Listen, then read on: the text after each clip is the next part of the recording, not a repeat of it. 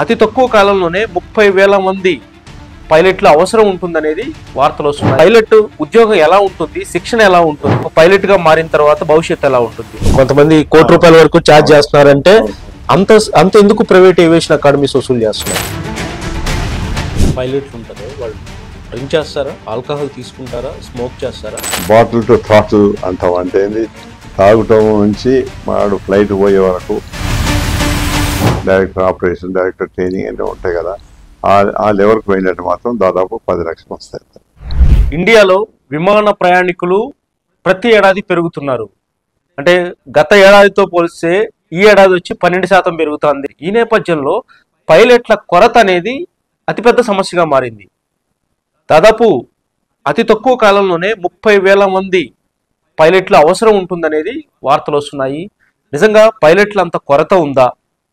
అసలు పైలట్ ఉద్యోగం ఎలా ఉంటుంది, శిక్షణ ఎలా ఉంటుంది, వారికి ఏదైతే ఒక పైలట్ గా మారిన తర్వాత భవిష్యత్తు ఎలా ఉంటుంది, ఇలాంటి విషయాలు మనం మాట్లాడి తెలుసుకుందాం.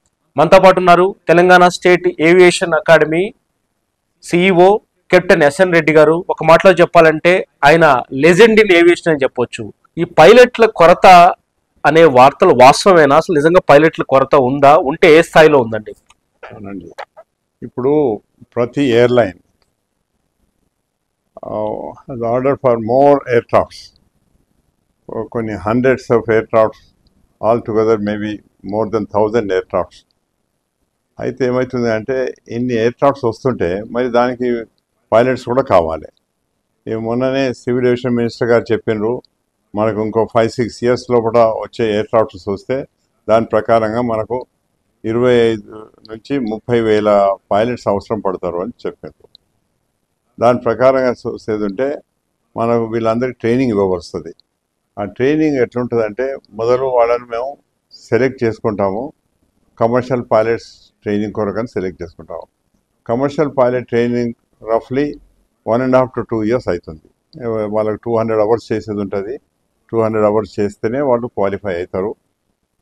వాళ్ళకు కొన్ని డీజీసీ ఎగ్జామినేషన్స్ ఉంటాయి, ఎగ్జామినేషన్స్ పాస్ కావాలి. 200 అవర్స్ ట్రైనింగ్ ఉంటుంది. ట్రైనింగ్ తర్వాత వాళ్ళ టెస్ట్ ఉంటాయి, day test, night test, cross country test, ఎన్నో టెస్ట్ ఉంటాయి అన్నమాట. ఇవన్నీ చేసే వరకు వాళ్ళకు కనీసం 1.5 to 2 years పడుతుంది. సార్, మనం ఒక సామాన్యుడు కూడా అర్థమయ్యేలాగా మాట్లాడుకుందాం. ఎందుకంటే పైలట్ ఉద్యోగాలు భవిష్యత్తులో 30,000 మంది దాదాపు 4-5 ఏళ్లలోనే అవసరం మీరు చెప్తున్నారు. ఈ నేపథ్యంలో పైలట్ అవ్వాలనే కోరిక ఉంటే వాళ్ళకి ఎలాంటి అర్హత ఉండాలి, వాళ్ళని ఎలా తీసుకుంటారు, శిక్షణ ఎలా ఉంటుంది సార్? నిజంగా వాళ్ళకు ఇప్పుడు +2 ఇంటర్మీడియట్ లెవెల్లో వాళ్ళు రావాలి. ఇంటర్మీడియట్లో వాళ్ళు సాధారణంగా ఇంగ్లీష్ మీడియం తోటి పాస్ అయిన వాళ్ళకైతే కొంచెం ఈజీ ఉంటుంది ట్రైనింగ్ లోపల. ఎందుకంటే ఇక్కడ ట్రైనింగ్ అంతా ఇంగ్లీష్లో ఉంటుంది. తర్వాత క్వాలిఫై అయినాక కూడా ట్రైనింగ్ అప్పుడు కూడా వాళ్ళు ఎయిర్ ట్రాఫిక్ కంట్రోల్ తోటి మాట్లాడవలసి వస్తుంది. ఎయిర్ ట్రాఫిక్ కంట్రోల్ తోటి మాట్లాడాలంటే వాళ్ళు మళ్ళీ ఇంగ్లీష్లో మాట్లాడాలి. అందుకొరకు ఆ ఇంగ్లీష్ యొక్క లాంగ్వేజ్ మీద వాళ్ళకు కమాండ్ ఉంటే it easy for them to undergo training. అయితే ప్రొసీజర్ ఏంటంటే మేము వాళ్ళకు రిటర్న్ టెస్ట్ పెడతాము. ఆ రిటర్న్ టెస్ట్లో పాస్ అయిన వాళ్ళను వాళ్ళు 70 ఇంటర్మీడియట్ అయిన వారికి రిటర్న్ టెస్ట్ పెడతారు ముందుగా. ఎలా ఉంటుంది సార్ టెస్ట్? ఎలా ఉంటుంది? అదే ఆ టెస్ట్ దాదాపు ఇంటర్మీడియట్ లెవెల్ ఉంటుంది. కానీ mostly we insist upon mathematics, physics and English విషయాన్ని మేము పెడతాము. దానిలో పాస్ అయిన తర్వాత వాళ్ళు మన దగ్గర గ్రౌండ్ సబ్జెక్ట్ చేస్తారు. అవి డీజీసీఏ ప్రకారంగా 5-6 సబ్జెక్ట్స్ ఉన్నాయన్నమాట. Navigation, meteorology and technical specific, technical general, ఇట్లా ఒక 5 సబ్జెక్ట్స్ అవన్నీ. రేడియో టెలిఫోనీ అదొక సబ్జెక్ట్ ఉంటుంది. ఈ 6 సబ్జెక్ట్స్ వాళ్ళు పాస్ కావాలి. కానీ ట్రైనింగ్ చేసుకుంటా కూడా వాళ్ళు చేసుకోవచ్చు. మన దగ్గర గ్రౌండ్ క్లాసెస్ అవుతుంటాయి, ఫ్లయింగ్ కూడా అవుతుంటుంది సైమల్టేనియస్గా. అది మొత్తం రఫ్లీ అబౌట్ 1.5 to 2 years. ఎందుకంటే it depends on weather conditions, మళ్ళా ఎయిర్క్రాఫ్ట్ అవైలబిలిటీ, ఇవన్నీ చూస్తే సాధారణంగా మేము చూస్తాము కొంతమంది ఫస్ట్ అటెంప్ట్లో ఎగ్జామ్స్ పాస్ అవుతారో వాళ్ళకు 1.5 yearలో అయిపోతుంది. ఎవరైతే ఫస్ట్ అటెంప్ట్లో పాస్ కాని వాళ్ళు సెకండ్ అటెంప్ట్, థర్డ్ అటెంప్ట్లో పాస్ అయ్యేవాళ్ళు, they take approximately about 2 years. That is the training process. Training అయిన తర్వాత వాళ్ళకు డీజీసీ నుంచి కమర్షియల్ పైలట్ లైసెన్స్ వస్తుంది. కమర్షియల్ పైలట్ లైసెన్స్ వచ్చిన తర్వాత వీళ్ళు ఎయిర్లైన్స్లో పోయేవాళ్ళు ఎయిర్లైన్స్కి అప్లై చేస్తారు. ఎయిర్లైన్స్కి అప్లై చేస్తే వాళ్ళ దగ్గర కూడా ఇవాళ రేపు రిటర్న్ టెస్ట్ ఉంటుంది, ఇంటర్వ్యూ ఉంటుంది, గ్రూప్ డిస్కషన్ ఉంటుంది, తర్వాత సైకాట్రిక్ టెస్ట్ ఉంటుంది, సిమ్యులేటర్ టెస్ట్ కూడా ఉంటుంది. ఇవన్నీ పాస్ అయిన తర్వాత వాళ్ళను ఎయిర్లైన్ వాళ్ళు సెలెక్ట్ చేస్తారు. సెలెక్ట్ చేసిన తర్వాత ఆ ఎయిర్లైన్ వాళ్ళు ఏ ఎయిర్లైన్కి సెలెక్ట్ చేసినా వాళ్ళ దగ్గర బోయింగ్ ఎయిర్క్రాఫ్ట్ ఉందా, ఎయిర్బస్ ఎయిర్క్రాఫ్ట్ ఉందా, వేరే ఎయిర్క్రాఫ్ట్ ఉంది, దాని మీద ట్రైనింగ్ ఇస్తారు. ఆ ట్రైనింగ్ కనీసం ఒక 2 to 3 months, దాన్ని టైప్ ట్రైనింగ్ అంటారు. అది ఒక 3 months ట్రైనింగ్ అవుతుంది. ఇప్పుడు ఫెసిలిటీస్ ఇండియాలో కూడా ఉన్నవి, లేకుంటే కొంతమంది అబ్రాడ్ పోతారు, అబ్రాడ్లో చేసుకొస్తారు. ఇక్కడ ఈ ట్రైనింగ్ కొరకు అయితే కమర్షియల్ పైలట్ లైసెన్స్ ట్రైనింగ్ కొరకు రఫ్లీ 40 to 42 lakhs అవుతుంది. ఇది మన గవర్నమెంట్ అకాడమీలో అయితే. ప్రైవేట్ అకాడమీ వాళ్ళు 50 లక్షలు, 70 లక్షలు, ₹1,00,00,000 కూడా ఛార్జ్ చేస్తున్నారు. అది వాళ్ళు ప్రైవేట్ వాళ్ళ యొక్క అందరూ ఫ్లై చేసేది అవే ఎయిర్క్రాఫ్ట్స్, అవే సబ్జెక్ట్స్ పాస్ కావాలి, అదే డీజీసీ లైసెన్స్ ఇవ్వాలి. కానీ మా దగ్గర మాత్రం 40 to 42 lakhs చేస్తున్నాము. అది గవర్నమెంట్ అకాడమీ. ప్రైవేట్ అకాడమీ వాళ్ళు నేను చెప్పినట్టు కొంతమంది 50 లక్షలు, కొంతమంది 70 లక్షలు, కొంతమంది ₹1,00,00,000 వరకు కూడా ఛార్జ్ చేస్తున్నారు. అది అనమాట. తర్వాత వాళ్ళు ఎప్పుడైతే కమర్షియల్ పైలట్ లైసెన్స్ వస్తుందో వాళ్ళను ఎయిర్లైన్లో సెలెక్ట్ చేస్తారు. ఎయిర్లైన్ సెలెక్ట్ ప్రొసీజర్ నేను మీకు చెప్పినాను. సెలెక్ట్ అయిన తర్వాత వాళ్ళకు ఆ టైప్ ఆఫ్ ఎయిర్క్రాఫ్ట్ మీద ట్రైనింగ్ అవుతుంది. ట్రైనింగ్ అయిన తర్వాత they start flying as a కో పైలట్ను ఎయిర్లైన్లో ఫస్ట్ ఆఫీసర్ అంటారన్నమాట. అతడు క్యాప్టెన్కు హెల్ప్ చేసిన కూడా కూర్చుంటాడు. కాక్పిట్లో మీరు చూసినట్టు 2 seats ఉంటాయి. లెఫ్ట్ సైడ్ సీట్ ఉంటుంది, దానిలో క్యాప్టెన్ కమాండర్ కూర్చుంటాడు. రైట్ సైడ్ సీట్లో ఈ కో పైలట్ కూర్చుంటాడు.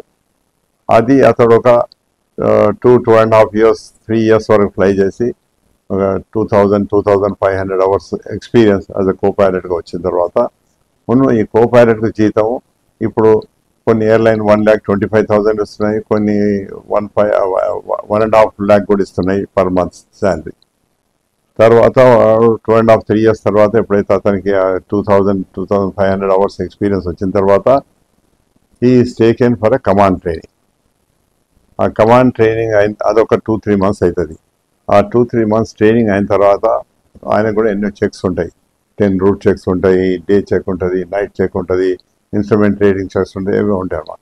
ఇవన్నీ అయిన తర్వాత he is qualified to fly as a captain అంటాము, కమాండర్ ఆఫ్ ది ఎయిర్క్రాఫ్ట్ కూడా అంటాం అనమాట. Most of the Indian pilots they don't smoke, they don't drink, and they are very sincere and hard working. అందుకొరకు వాళ్ళది వరల్డ్లో ఆల్ ఓవర్ డిమాండ్ ఉన్నది. Gulf countries అనుకోండి, Singapore అనుకోండి, మలేషియా అనుకోండి, ఈవెన్ యూరోప్లో కూడా ఉన్నారు, ఆఫ్రికా కంట్రీలో ఉన్నారు. వీళ్ళంతా అక్కడ పోయి ఫ్లై చేస్తారు. ఆ అక్కడ మాత్రం వాళ్ళ శాలరీస్ ఇంకా చాలా ఎక్కువ ఉంటాయి.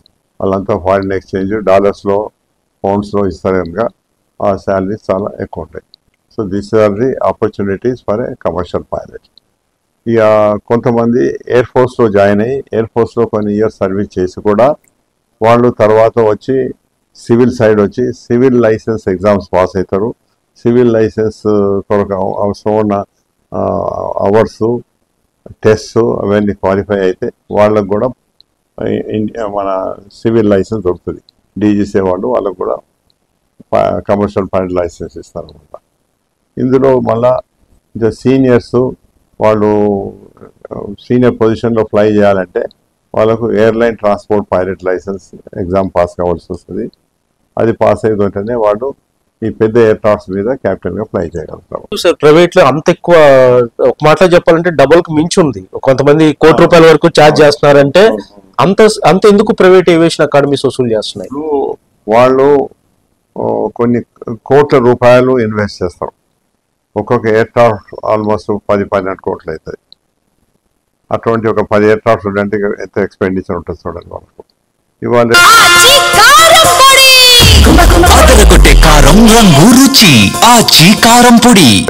వాళ్ళు ఇన్స్ట్రక్టర్స్ పెట్టాలి, ఇంజనీర్స్ పెట్టాలి. Engineers salaries minimum 2 to 4 lakhs ఉన్నాయి. పైలట్ శాలరీస్ ఉన్నాయి 2 lakhs నుంచి 5 lakhs 7-8 lakhs వరకు కూడా పైలట్ ఇన్స్ట్రక్టర్ శాలరీస్ ఉన్నాయి. ఈ ప్లస్ ఫ్యూయల్ ఛార్జెస్, ఫారిన్ ఎక్స్చేంజ్లో మన ఎయిర్క్రాఫ్ట్స్ యొక్క ధర ఓన్లీ మన డాలర్స్లో యూరోలో పెట్టవలసి వస్తుంది. ఆ డాలర్ రేటు యూరో రేట్ పెరుగుతుంటే కూడా కాస్ట్ ఆఫ్ ఆపరేషన్ పెరుగుతుంది. మనకు వచ్చే స్పేర్స్ కూడా అన్ని ఇంపోర్టెడే రావాల్సి వస్తుంది. ఎందుకంటే ఎయిర్క్రాఫ్ట్స్ అన్ని ఇంపోర్టెడ్, వాటి స్పేర్స్ అన్ని ఇంపోర్టెడ్ రావాల్సి వస్తుంది. వాటి కొరకు కూడా మళ్ళీ ఫారిన్ ఎక్స్చేంజ్ స్పెండ్ చేయవలసి వస్తుంది. ఇవన్నీ చాలా ఎక్స్పెండిచర్ ఉంటుంది. మెయింటెనెన్స్ ఆఫ్ ఎయిర్క్రాఫ్ట్ కూడా చాలా ఎక్స్పెన్సివ్.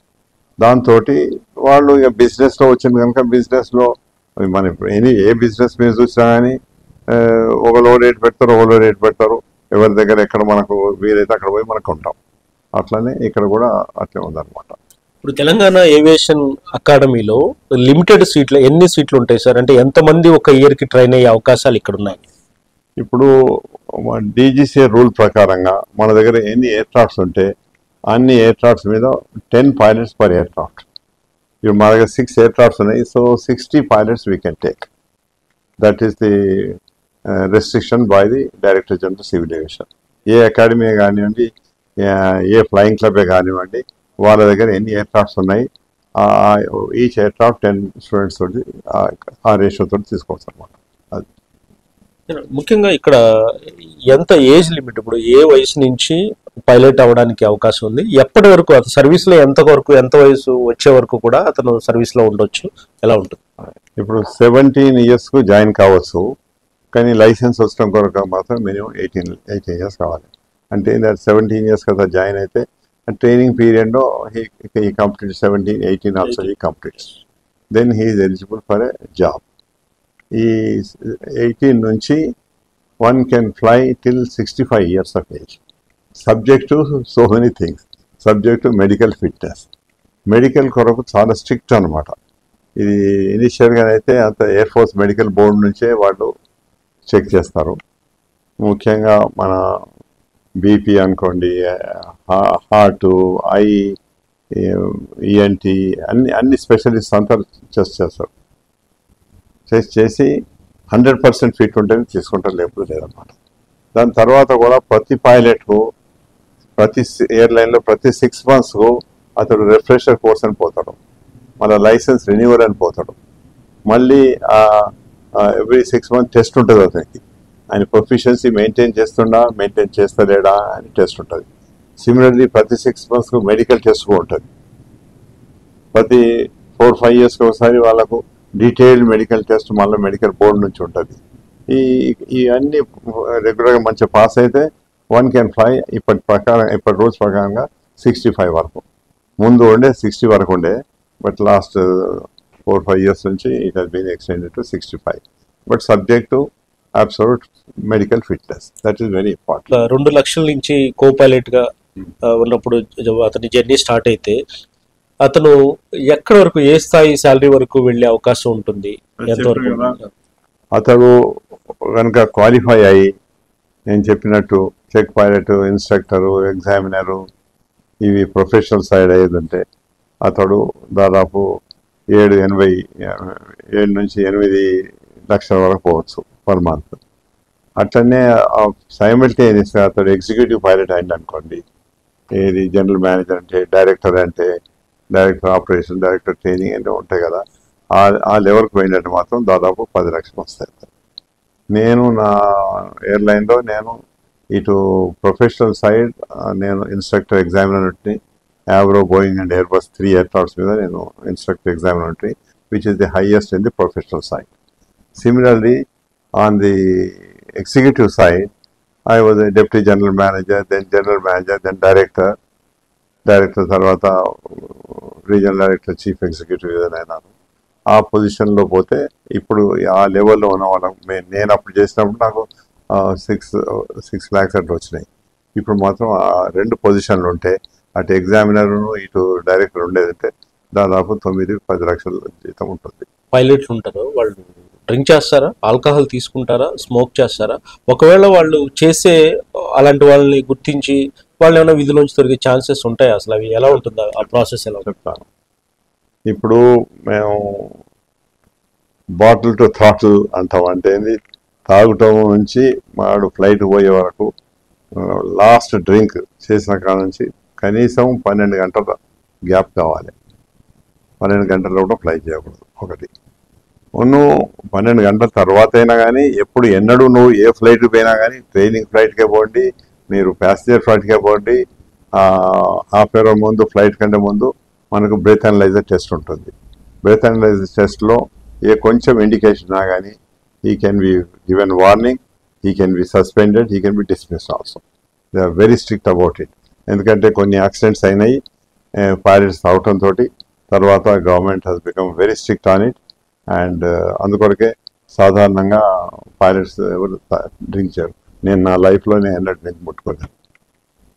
సో అట్లాంటి వాళ్ళు చాలా సేఫ్ పైలట్స్ ఉంటారు. వాళ్ళ కెరియర్ మొత్తం రిటైర్ అయ్యాక they can fly safely. Pilot కావాలంటే వాళ్ళు మొదటి నుంచి physical fitness, medical fitness maintain చేయడం చాలా ఇంపార్టెంట్. తర్వాత ఇవాళ రేపు సైకాట్రీ టెస్ట్ కూడా ఇంట్రడ్యూస్ చేసిండ్రు. అందుకొరకు they should be very balanced person ఒకటి. ఇంకొకటి they should never think of smoking or drinking in their life time. Then they become a safe pilots. People will also have lot of confidence in them. నేను fly చేసినప్పుడు ఎప్పుడైనా fly చేస్తే మా passengers ఎప్పుడు regular passengers ఉంటారు కదా, వాళ్ళు నన్ను చూడగానే oh captain Reddy we are in safe hands అన్నట్టు. సో అట్లా అట్లా ఒక నమ్మకం, ఒక కాన్ఫిడెన్స్ వస్తుంది, ఒక పేరు వస్తుంది. సో అది చాలా ఇంపార్టెంట్. వాళ్ళు మెయింటైన్ చేసుకుంటాం. ఎవరైనా పైలట్ అవ్వాలని కోరుకుంటే వాళ్ళు ఇంటర్ పాస్ అయితే చాలు, 2 ఏళ్ల పాటు ట్రైనింగ్ ఉంటుంది. ఖచ్చితంగా వాళ్ళ భవిష్యత్తు అంటే 2 లక్షల జీతంతో మొదలైతే వాళ్ళు ఎంతో సామర్థ్యంతో పనిచేస్తే ఖచ్చితంగా మరింతగా ఎదిగే అవకాశాలు చాలా ఎక్కువగా ఏవియేషన్లో ఉన్నాయని చెప్పి కూడా Telangana state aviation academy CEO captain SN Reddy గారు చెప్తున్నారు. శేషు ఏపీ దేశం, హైదరాబాద్. కారం రంగు రుచి ఆచి కారం పొడి.